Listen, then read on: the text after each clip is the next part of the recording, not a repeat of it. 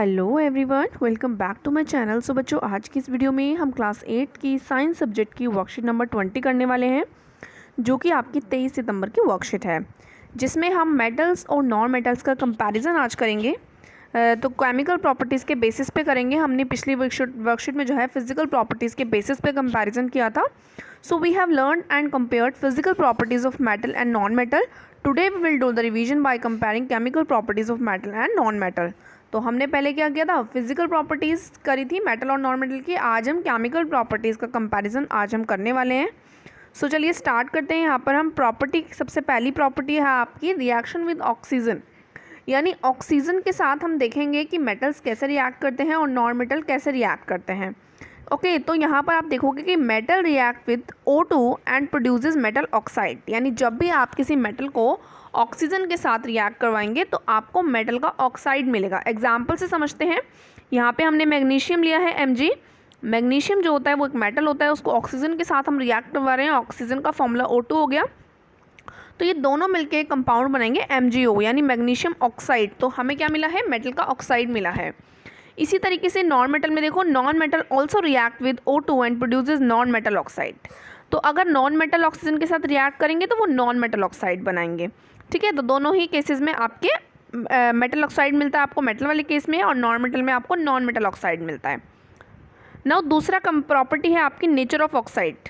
ठीक है, हम चेक करेंगे वो जो ऑक्साइड मिलता है हमें, उसका नेचर क्या होता है। यानी नेचर मतलब वो एसिडिक होता है या फिर बेसिक होता है।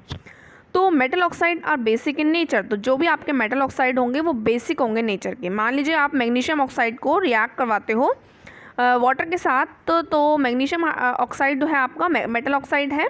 ठीक है, उसको आप वाटर में मिक्स करोगे तभी आप उसकी प्रॉपर्टी चेक कर सकते हो कि वो एसिडिक है या फिर बेसिक है। उसका नेचर आप उसी से चेक कर पाओगे। नाउ आपको रेड लिटमस पेपर जब आप इसमें लगाओगे तो वो जो है ब्लू में कन्वर्ट हो जाएगा। तो जब भी आपका रेड लिटमस पेपर ब्लू में चेंज हो जाता है, इट मीन्स वो आपका ऑक्साइड कैसा हो गया, बेसिक नेचर का हो गया। तो ये जो आपको मैग्नीशियम हाइड्रोक्साइड मिला है, इसके जो आपने मिक्स करने पर आपको पता लग जाएगा कि कैसा मिला है, इसका नेचर आपको बेसिक नेचर मिला है। Now non metal oxide are acidic in nature, जबकि नॉन मेटल इसके ऑपोजिट होते हैं। उनका जो बनता है ऑक्साइड्स जो होते हैं वो एसिडिक नेचर के होते हैं। एसिडिक नेचर के होते हैं, इससे आपको कैसे पता लगेगा कि एसिडिक नेचर के होते हैं, क्योंकि आपका जो ब्लू लिटमस होगा वो रेड में चेंज हो जाएगा। तो यहाँ पे एग्जांपल भी दिया हुआ है, सल्फर डाइऑक्साइड को वाटर में मिक्स करने पर जो आपका ब्लू लिटमस है वो रेड में कन्वर्ट हो गया। ठीक है, now reaction with water, water के साथ रिएक्ट करवाएंगे तो क्या होगा। So metal react with water and produces metal hydroxide and hydrogen gas. तो जब भी आप किसी मेटल को रिएक्ट करवाते हो वाटर के साथ, तो उसके साथ आपको मेटल हाइड्रोक्साइड रिलीज होता है, साथ ही में हाइड्रोजन गैस रिलीज होती है। ठीक है, और नॉन मेटल्स जो होते हैं, non metal do not react with water, वो वाटर के साथ रिएक्ट ही नहीं करते हैं। Now reaction with acids. अब हम देखते हैं कि मेटल्स और नॉन मेटल्स को हम एसिड्स के साथ रिएक्ट करते हैं तो क्या होता है। So you can see here कि जब भी आप मेटल्स को एसिड्स के साथ रिएक्ट करवाते हो, एसिड्स कई टाइप के होते हैं। यहाँ पे दो एग्जांपल भी दिए हुए हैं आपको एसिड के, HCl हाइड्रोक्लोरिक एसिड और H2SO4। ठीक है, सल्फ्यूरिक एसिड आपका। तो यहाँ पर metal react with acid to produce metal salt and hydrogen gas which burn with a pop sound. तो यहाँ पर क्या हुआ, जब भी आप किसी मेटल को एसिड के साथ रिएक्ट करवाओगे तो आपको मेटल सॉल्ट मिलेगा, साथ में हाइड्रोजन गैस रिलीज होगी। ठीक है, तो ये जो हाइड्रोजन गैस होगी, आपको कैसे पता लगेगा कि हाइड्रोजन गैस है, जब आप इसे बर्निंग कैंडल के पास लेकर जाओगे तो ये बर्न होता है पॉप साउंड के साथ। तो आपको एक साउंड आएगी पॉप, जिससे आपको पता लगेगा कि हाइड्रोजन गैस रिलीज हुई है। एक एग्जांपल देखिए, यहाँ पे सोडियम मेटल लिया हुआ है, उसको एसिड के साथ यानी HCl के साथ रिएक्ट करवाएंगे तो NaCl यानी सोडियम क्लोराइड एक सॉल्ट है वो मिलता है, साथ में हाइड्रोजन गैस रिलीज होती है। ठीक है, जबकि non metal do not react with acid, non metal react ही नहीं करते एसिड के साथ। नेक्स्ट आपकी प्रॉपर्टी है रिएक्शन विद बेसिस। बेसिस के साथ रिएक्ट करवाएंगे तो क्या होगा। तो बेस में आपका एग्जांपल दिया हुआ है NaOH। ठीक है, so some metals react with base produces salt and release hydrogen gas. तो कुछ मेटल होते हैं जो आपके बेस के साथ रिएक्ट कर जाते हैं और साथ में आपको सॉल्ट रिलीज करते हैं और hydrogen gas. Okay, now reaction of non metal with basis is very complex, जबकि जो रिएक्शन नॉन मेटल के साथ बहुत ज़्यादा कॉम्प्लेक्स होती है, बहुत ज़्यादा, तो इस वजह से इसमें भी बहुत ही कम रिएक्शंस हो पाती हैं। नाउ डिस्प्लेसमेंट रिएक्शन समझते हैं, एक बहुत ही इंपॉर्टेंट रिएक्शन होती है डिस्प्लेसमेंट रिएक्शन। तो इसमें क्या होता है, So displacement reaction when a more reactive metal is dipped in the salt solution of less reactive metal, then it replaces the less reactive metal from its salt solution. तो क्या होता है जब हम कोई मोर रिएक्टिव मेटल को dip करते हैं किसी ऐसे सॉल्यूशन में जिसमें क्या है लेस रिएक्टिव मेटल है, तो वो क्या करता है रिप्लेस कर देता है लेस रिएक्टिव मेटल को जो आपका मोर रिएक्टिव मेटल होता है उसके सॉल्ट सॉल्यूशन से। मान लीजिए जब आप जिंक मेटल को प्लेस कर रहे हो कॉपर सल्फेट सॉल्यूशन में, ठीक है, जिंक है उसको आप कॉपर सल्फेट सॉल्यूशन में डिप कर रहे हो, तो क्या होगा, it displaces the less reactive metal copper from its salt solution. तो कॉपर जो है वो जिंक से कम रिएक्टिव होता है, लेस रिएक्टिव होता है, जिंक बहुत ज़्यादा हाईली रिएक्टिव होता है, तो वो उसको डिस्प्लेस कर देता है और ख़ुद अपना एक सॉल्ट बनाता है ZnSO4 जिंक सल्फेट, और साथ में आपका कॉपर बाहर अलग डिस्प्लेस हो जाता है, तो इसी को हम कहते हैं डिस्प्लेसमेंट रिएक्शन। नाउ कुछ क्वेश्चंस दिए हुए सिंपल से इनको करते हैं। क्वेश्चन नंबर 1 आपको दिया गया है कि what happens when a metal react with N acid, give one example. तो क्या होगा कि अगर हम मेटल को रिएक्ट करते हैं एसिड के साथ, आपको एक एग्जांपल भी देना है। तो चलिए इसके आंसर की तरफ।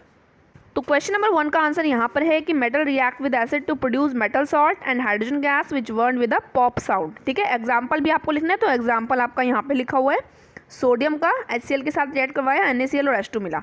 तो ये पूरा ही आपका क्या है क्वेश्चन नंबर 1 का आंसर है। तो क्वेश्चन नंबर 1 में आप ये आंसर लिख लेंगे। नाउ चलते हैं क्वेश्चन नंबर 2 की तरफ।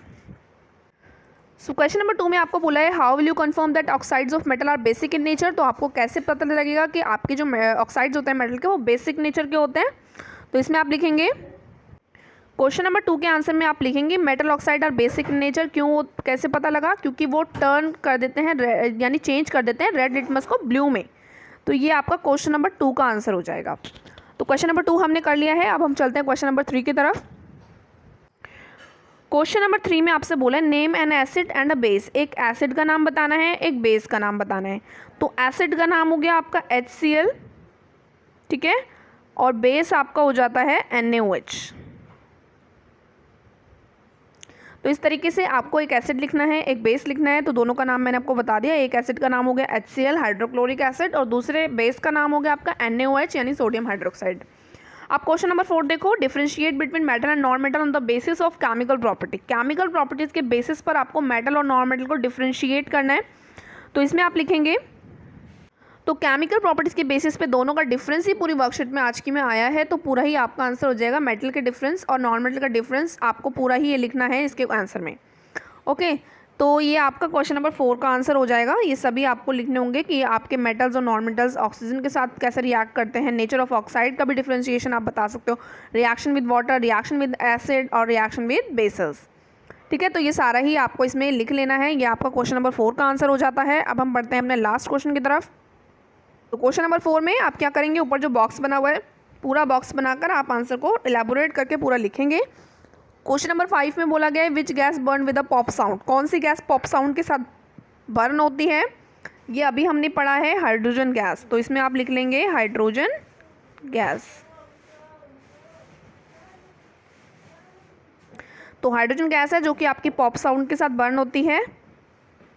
इसका HCl और NaOH। बाकी सभी के आंसर मैंने आपको बता दिए हैं। जाने से पहले करना वीडियो को लाइक। मिलते हैं नेक्स्ट वीडियो में, तब तक के लिए बाय बाय।